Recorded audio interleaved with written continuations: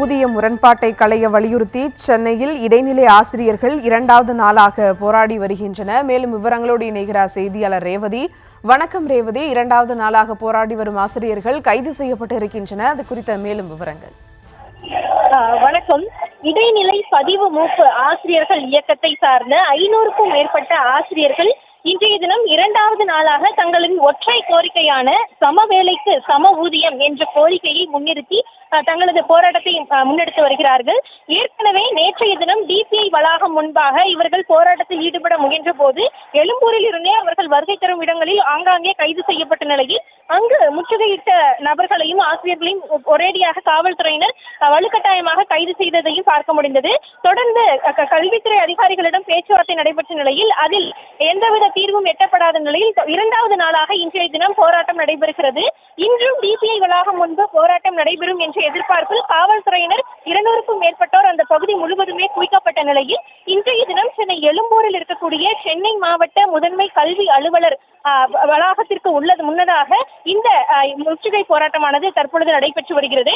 குறிப்பாக இவர்களது கோரிக்கை என்னவாக இருக்கிறது என்றால் சம வேலைக்கு சம ஊதியம், அதாவது 2009ஆம் ஆண்டு மே 31ஆம் தேதி வரை நியமிக்கப்பட்ட அரசு பள்ளி இடைநிலை ஆசிரியர்களுக்கு அடிப்படை ஊதியமாக 8370 ரூபாயும், அதே ஆண்டு ஜூன் 1ஆம் தேதியிலிருந்து நியமிக்கப்பட்ட ஆசிரியர்களுக்கு 5200 ரூபாய் அடிப்படை ஊதியமாக நியமிக்கப்பட்டிருக்கிறது. அதாவது ஒரு நாள் வித்தியாசத்தில் கிட்டத்தட்ட 3170 ரூபாய் குறைவாக நிர்ணயம் செய்யப்பட்டிருப்பதால் அந்த வித்தியாசம் தற்பொழுது 16000 ரூபாய் வரை அதிகரித்திருப்பதாகவும் இதனை களைய வலியுறுத்தி பல ஆண்டுகளாக போராட்டம் செய்து வரக்கூடிய நிலையில் கடந்த ஆட்சியின் பொழுது எதிர்க்கட்சி தலைவராக தற்பொழுதைய முதலமைச்சர் இருந்த பொழுது 2 முறை இந்த இடைநிலை ஆசிரியர்கள் போராட்டத்தில் பங்கேற்று அவர்களுக்கு ஆதரவளித்து திமுக ஆட்சி வந்தால் நிச்சயமாக இந்த ஊதிய முரண்பாடு களையப்படும் என்று வாக்குறுதி அளித்திருக்கிறார். அது மட்டுமின்றி திமுக தேர்தல் வாக்குறுதியில் 311 இந்த இடைநிலை பதிவு மூப்பு ஆசிரியர்களுக்கு இந்த ஊதிய முரண்பாடு களையப்படும், சம வேலைக்கு சம ஊதியம் வழங்கப்படும் என்று தெரிவிக்கப்பட்டிருந்தது.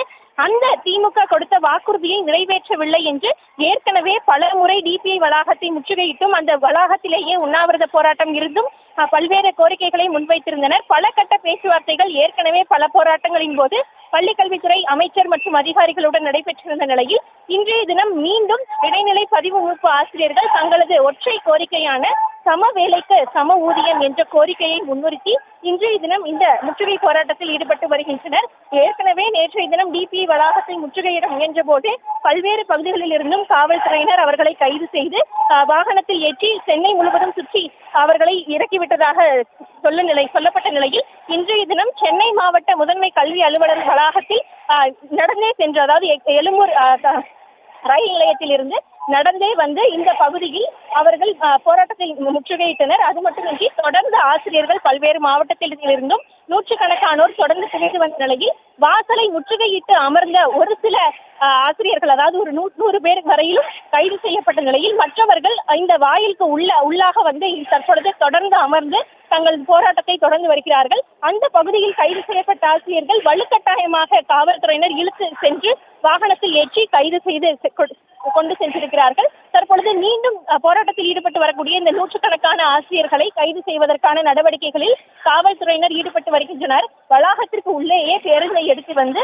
இங்கு அமர்ந்து போராட்டத்தில் ஈடுபட்டு வரக்கூடிய ஆசிரியர்களை கைது செய்வதற்கான நடவடிக்கைகளை தற்பொழுது மேற்கொண்டு வருகிறார்கள். தொடர்ந்து இந்த சம வேலைக்கு சம ஊதியமான கோரிக்கை எங்களுக்கு நிறைவேற்றி தரப்பட வேண்டும், இல்லை என்றால் தமிழ்நாடு முழுவதும் எங்களது போராட்டம் தீவிரமடையும், தமிழகத்தில் ஜனநாயக உரிமையே எங்களுக்கு போராடுவதற்கு இல்லை என்று தொடர்ந்து அந்த இயக்கத்தை சேர்ந்தவர்கள் வலியுறுத்தி வரக்கூடிய நிலையில் தங்களது கோரிக்கைகளை முன்னிறுத்தி தற்பொழுது கோஷங்களை எழுப்பி இந்த சென்னை மாவட்ட முதன்மை கல்வி அலுவலர் வளாகத்தின் முன்பு இந்த போராட்டத்தில் ஈடுபட்டு வருகிறார்கள். ஏற்கனவே இந்த வளாகத்திற்கு உள்ளாக இன்றைய தினம் இந்த சிறப்பு வாக்காளர் திருத்த பட்டியலுக்கு பிறகாக புதிய வாக்காளர் சேர்ப்புக்கான அந்த முகாமானது நடைபெற்று வருகிறது.